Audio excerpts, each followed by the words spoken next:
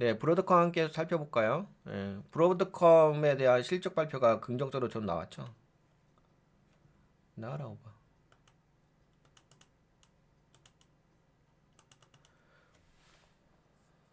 네, 브로드컴 주가 16% 이상 급등. AI 반도체 수요 강세로 실적 예상치보다 상회했다.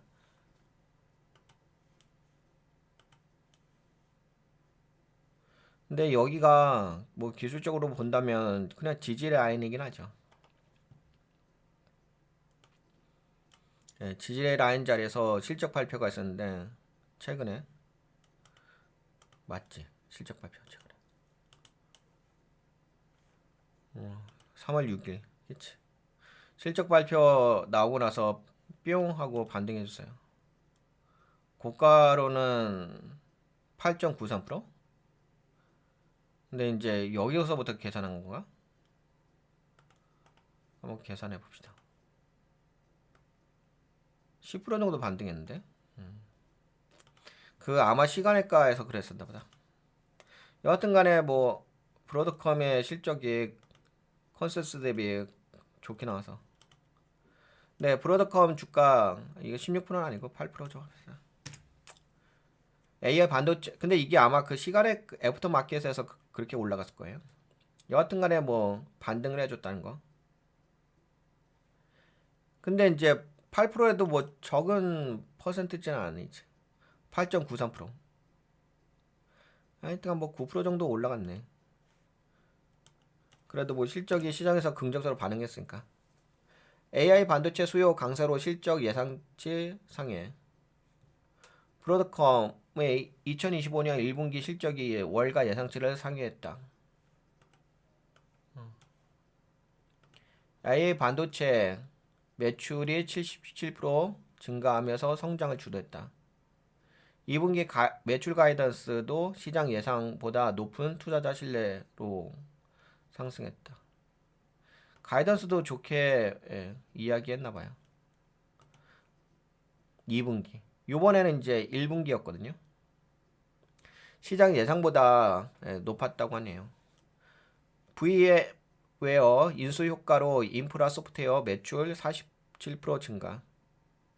근데 저 이거 살짝 봤는데 실적 다 좋게 나왔던데? 근데 거기서 뭐 엔비디아도 좋게 나오긴 했었지. 뭐 엔비디아도 이제 그 컨센서스보다도 좋게 나왔고 다 좋게 나왔었어요. 엔비디아도. 근데 엔비디아는 이제 실적 다 좋게 뭐 예상치보다 다 좋게 나오고 월가 예상치 다 좋게 나왔는데 그럼에도 불구하고 이제 하락을 한 거지. 근데 그거는 이제 솔직히 보면은 이제 관세 트럼프 관세 이슈가 가장 큰 영향을 준 거지 뭐. 근데 이제 지금은 브로드컴 같은 경우는 뭔가 딱 타이밍이 맞았다는 거죠. 타이밍이 이제 그동안 나스닥이 이렇게 하락하다가 지지하는 라인, 반등하는 라인, 그리고 뭐 관세 면제를 한다 뭐 일부 상품에 대해서 뭐 그런 이야기 좀 나오고 하니까 거기에 타이밍 맞아가지고 그동안 이제 하락하다가 그래도 뭐 컨센서스 가이던스 대비 다 긍정적 나오다 보니까 시장에서 뭐 긍정적으로 반응을 준 거죠. 근데 뭐 차트로만 본다면은 똑같아요. 뭐 엔비디아나 근데 다만 이제 여러분들과 지금 브로드컴을 좀 보려고 했던 이유는 어떤 이유에서 브로드컴 보려고 했었냐면요. 아까 말씀드린 것처럼 엔비디아도 이때 실적 발표가 나왔을 적에요. 좋게 긍정적으로 발표가 나왔잖아요. 근데 그럼에도 불구하고 하락했잖아요. 근데 이제 봐보세요. 엔비디아는 지금에서 이제 상승 인기형 캔들 나와줬잖아. 십자형. 뭐 캔들은 긍정적이죠. 거래량 들어왔으니까. 브로드컴도 보시게 되면 뭐 상승 확인형 캔들 나와줬죠. 그래서 뭐 브로드컴을 중심으로 해서 본다고 한다면은 근데 그런 것도 있긴 있었어요. 만약에 뭐 브로드컴의 실적 발표를 했을 때 뭐 컨센서스 대비라든지 뭐 이전 대비라든지 모든 면에서 좀 안 좋게 나왔다고 한다면은 당연히 뭐 주가가 상승하기는 어렵겠죠. 아무리 뭐 기술적 반등이라 하더라도. 뭐 그 얘기는 무슨 얘기냐면은 브로드컴도 그렇고 엔비디아도 그렇고 그 AI 수요에 의한 수익에 대한 증가는 존재한다는 거죠.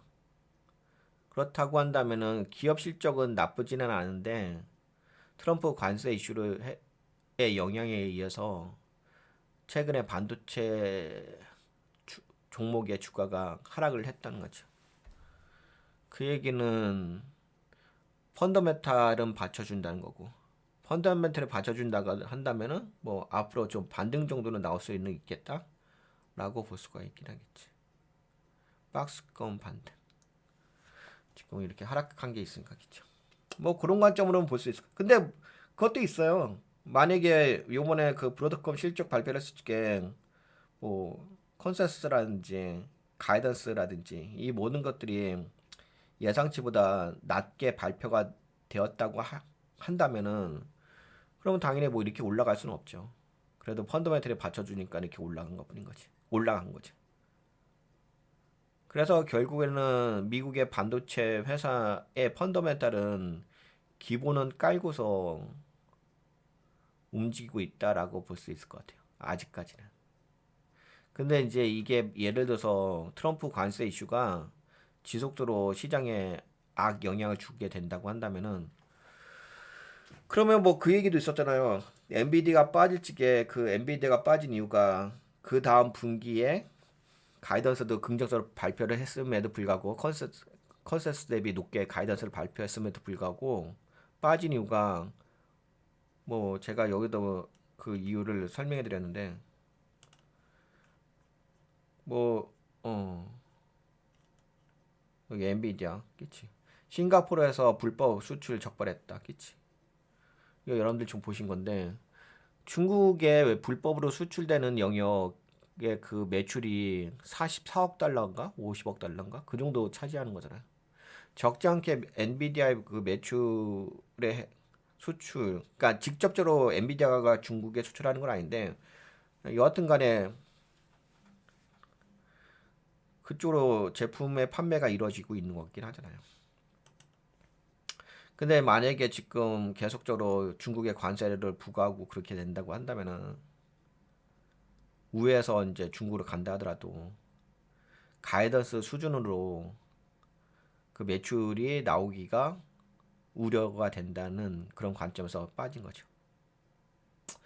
결국에는 성장의 관점으로 볼 수는 없을 것 같고 뭐 펀더멘탈의 관점으로 본다면 지금은 아무래도 관세 이슈의 악재가 미리 주가 선반영돼 가지고 하락한 거니까 뭐 그런 관점으로 본다면은 펀더멘탈을 받쳐주고 반등 정도는 나올 수 있다는 거지. 그 정도로 보시면 되는 거죠. 뭐. 성장 관점이 아니라.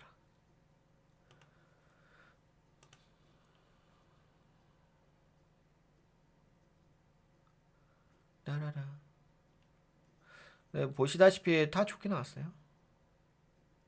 EPS도 월가 예상치가 1.49달러였는데요. 1.60달러. 근데 이렇게만 안, 타, 예, 여기도 보시면 월가 예상치가 146억 달러였는데 149억 달러 나왔으니까. 야, 근데 매출 많지. 19조야. 한국 돈으로. 예, 브로드컴의 매출은 전년 대비 25% 증가, 시장 기대치를 초과했고 순이익은 55억 달러로 전년 동기 대비 대폭 증가했습니다. 뭐 4배 증가했다는데. 하여튼 AI 반도체 수요가 지속적으로 확대되면서 성장을 견인하고 있다.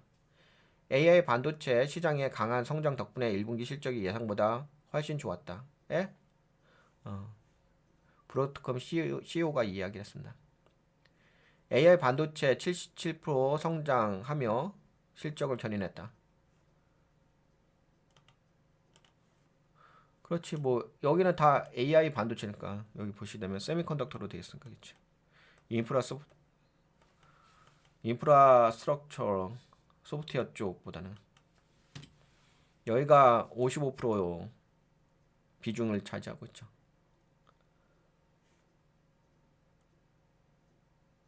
여기 보시기에는 전년 동기 대비 이게 73억 달러거든요. 맞지? 이게 아마 73억 달러일 거요. 네, 그쵸. 73억 달러 맞죠? 네, 73억 9천만 달러였는데 이번에 발표된 것은 82억 1200만 달러.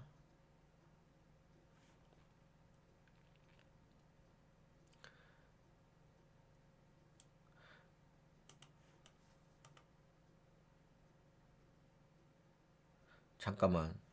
여기가 41억 달러잖아. 잠깐만. 41억 달러. AI 반도체. 41억 달러. 그러면 이 세미컨덕터에서도 좀 다른 세그먼트가 있나 보다요.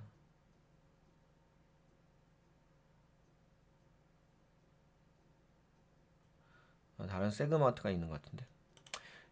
그러면 이걸 봅시다. 하여튼간 여기서는 지금 이야기하는 게 다 좋게 나왔다는 거고 결국에는 그래서 주가가 상승했다는 거고 제가 정리한 자료 갖다가 이 이야기를 할게요. 좀 명확성이 약간 그래서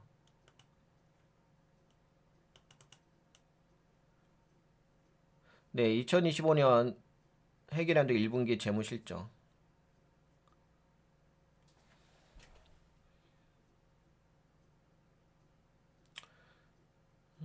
네 전년 동기 대비 매출은 25% 증가했고요.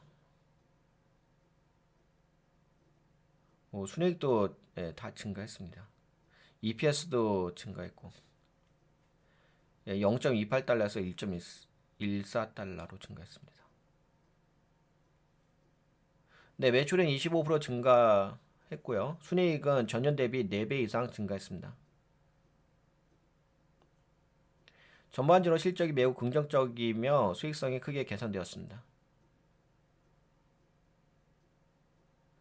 뭐 영업활동 현금, 에비타 조정, 에비타도 그렇고 프리캐시 플로우도 그렇고 다 증가했죠. 프리캐시 플로우, 자유 현금 28% 증가, 강한 현금 흐름 유지하고 있다.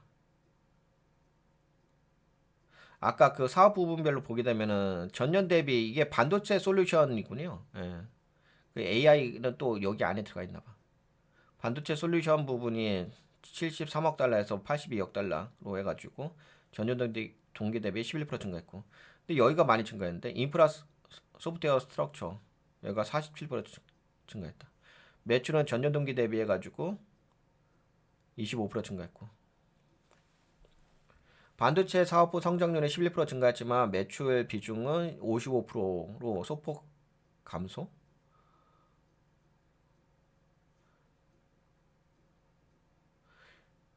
인프라 소프트웨어 부분은 47% 급성장, 매출 기여도 45%. 소프트웨어 부문이 성장 엔진 역할을 하며 매출 다변화에 기여했다.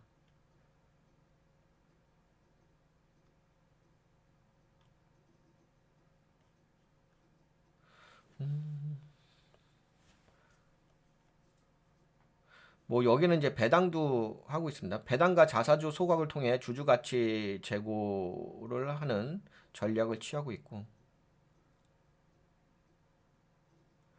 2분기 가이던스 아까 뭐 이야기 하긴 했는데 2분기 매출 전망이 149억 달러.